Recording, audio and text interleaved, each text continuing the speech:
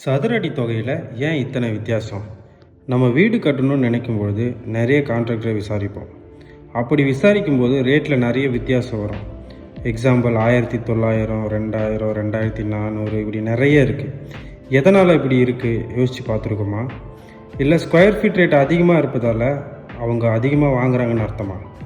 இதை பற்றி தெரிஞ்சிக்க இந்த வீடியோ முழுசாக பாருங்கள்.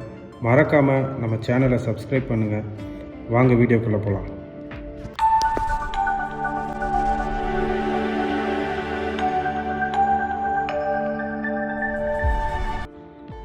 முதல்ல ஸ்கொயர் ஃபீட் ரேட் எப்படி கால்குலேட் பண்ணுறாங்கன்னு தெரிஞ்சுப்போம். ஒரு 30க்கு 40 லேண்ட் ஏரியா இருக்குதுன்னு வச்சுக்கோங்க. அதில் எவ்வளோ அளவு உங்கள் வீட்டை நீங்கள் கட்டுறீங்கன்றதை பொறுத்து தான் வீட்டோட ரேட்டும் கால்குலேட் பண்ணுவாங்க. வீட்டோட அவுட்ரு வால் தான் இதோட கணக்கு. எக்ஸாம்பிள், ஒரு 30க்கு 40 ஒரு லேண்ட் எடுத்துப்போம்னு வச்சுக்கோங்க. இப்போ அந்த லேண்டில் நம்ம 2 அடி செட்பேக் விட்டுட்டு, இந்த 4 சைடுலையுமே 2 அடி செட்பேக் விட்டுட்டு நம்ம ஒரு பில்டிங் கட்டுறோன்னு வச்சுக்கோங்க.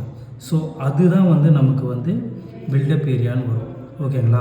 ஸோ இந்த செட்பேக் எல்லாமே போக நம்ம எவ்வளோ பில்டிங் கட்டுறோம், இந்த வீட்டோட அவுட்ரு வாலும் இந்த அவுட்ரு வாலும் வர்றது தான் பில்டப் ஏரியா அப்படின்றது. ஓகேங்களா? ஸோ இப்போ எக்ஸாம்பிள் 30க்கு 40 லேண்டோட ஏரியா வச்சுக்கோங்க. ஸோ லேண்டோட ஏரியான்னு பார்த்தீங்கன்னா 1200 ஸ்கொயர் ஃபீட். ஓகேங்களா? 1200 ஸ்கொயர் ஃபீட்டு. இதில் பில்டப் ஏரியான்றது இந்த செட்பேக் போக இங்கே 2 ஃபீட் நம்ம செட்பேக் விட்டுருக்கோம், இங்கே 2 ஃபீட் செட்பேக் விட்டுருக்கோம், பேக் சைடில் 2 ஃபீட்டு, ஃப்ரண்ட் சைடில் ஒரு 2 ஃபீட் செட்பேக் விட்டுருக்கோம். ஸோ இந்த செட்பேக்கை போக இந்த வர்ற பில்டிங் ஏரியாவை நம்ம கால்குலேட் பண்ணுவோம். இப்போ இங்கே 2 ஃபீட் போக 26 ஃபீட் ஃப்ரண்டேஜ் வரும். சைடில் பார்த்தீங்கன்னா back side 2 feet, front 2 side போட 36 ஃபீட் வரும். ஸோ இந்த 36 ஃபீட்டு இன்ட்டு 26 போட்டால் வர்றது தான் நமக்கு பில்டப் ஏரியா. ஓகேங்களா? இந்த பில்டப் ஏரியாவுக்கு தான் நம்ம ஸ்கொயர் ஃபீட் ரேட்டு கால்குலேட் பண்ணுவாங்க கான்ட்ராக்டர். ஓகேங்களா? இப்போ 936 ஸ்கொயர் ஃபீட் வந்திருக்கு.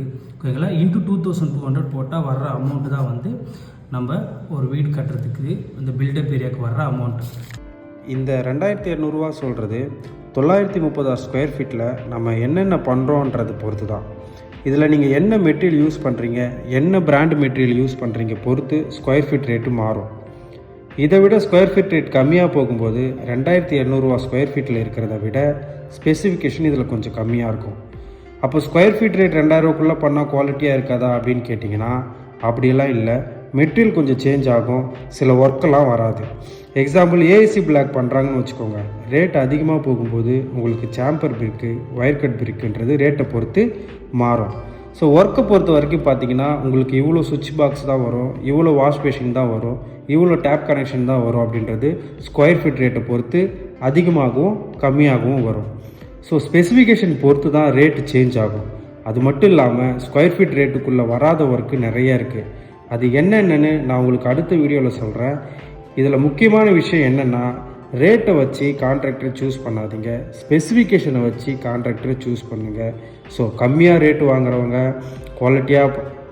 குவாலிட்டியாக பண்ணுவாங்கன்னு அர்த்தம் இல்லை, அதிகமாக ரேட் வாங்குற ஏமாத்துறாங்கன்னு அர்த்தம் இல்லை. ஸோ எல்லாமே ஸ்பெசிஃபிகேஷனை பொறுத்து தான் மாறும்.